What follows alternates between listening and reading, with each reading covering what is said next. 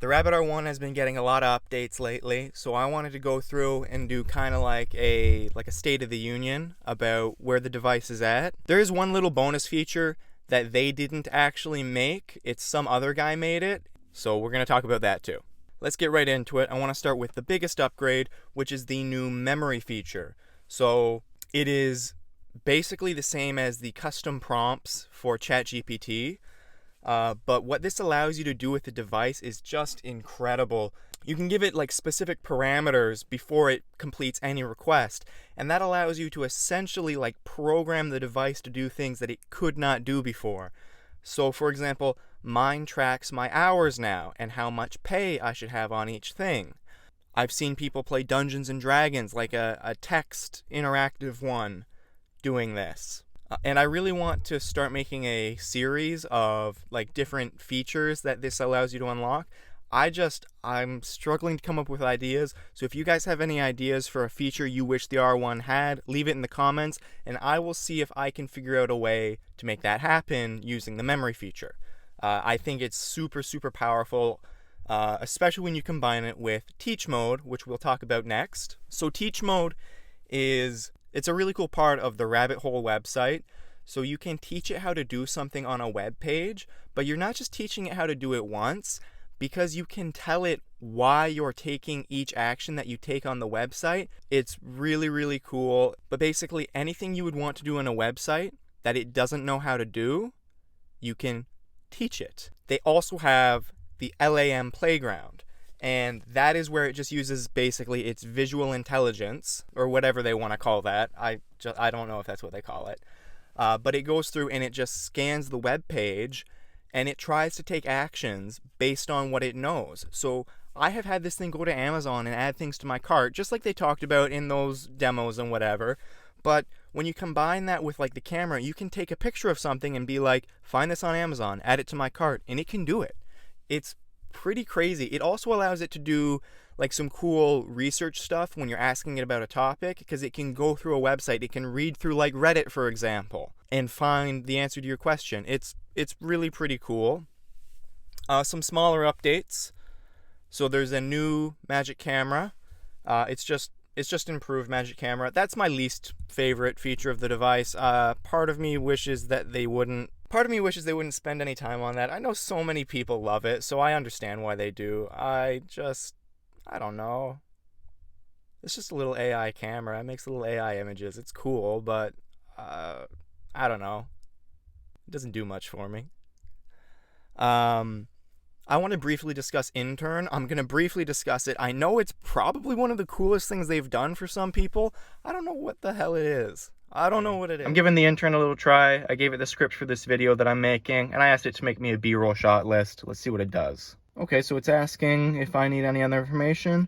So I'm going to say, nope, that sounds good. Let's see what it does. So this is, I really do think this is more meant for making websites and stuff, but I've never tried it yet, so let's give it a shot. So it makes a website where it's hosted this B-roll shot list. It did a pretty good job. It didn't actually get my script because I forgot to attach it. That's my bad. But it did a good job, I feel like, for what it was working with. I didn't know it would make a website, but pretty cool. Let's go over generative UI. That is super, super cool. You can basically tell it how you want the screen to look. That's crazy, how you want your UI to look. I did play around with that for a while. I had a couple that I really liked. Ultimately, I just set it back to the default because I wanted the faster response times. It does take more time to respond with the generative UI. Similar boat, Magic Voice. You can set this thing's voice to be anything you want. I also turned that off because I wanted the faster responses.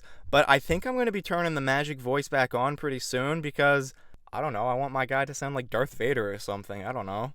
And I think that adds a lot of personality to the device. Makes it more personal to you.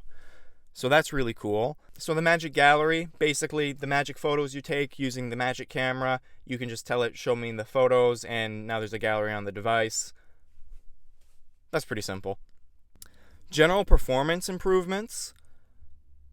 This thing performs way better than it used to. It is way faster. Let's talk about the battery life. I have not charged mine in 2 days now. I haven't been using it a crazy amount, but it's at 50% right now. Like, the battery life, I'm finding the battery life very good. I know some people that had earlier batches of it are having some battery problems, but I don't know what batch mine is from, to be honest with you, but my battery life has been exceptional. I'm really pleased with the battery life on my device. I think part of that is I don't have a SIM card in mine.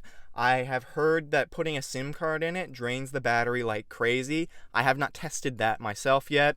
I can't afford a SIM plan for this. Anyways, I think that's my little summary of where the device is at. I'm pleased with the device. I really am. So, thanks for watching. Please leave a like and a sub if you've made it this far. I really need it. I almost forgot the bonus feature. So the bonus feature is if you go to the Discord, I will leave a link down in the description.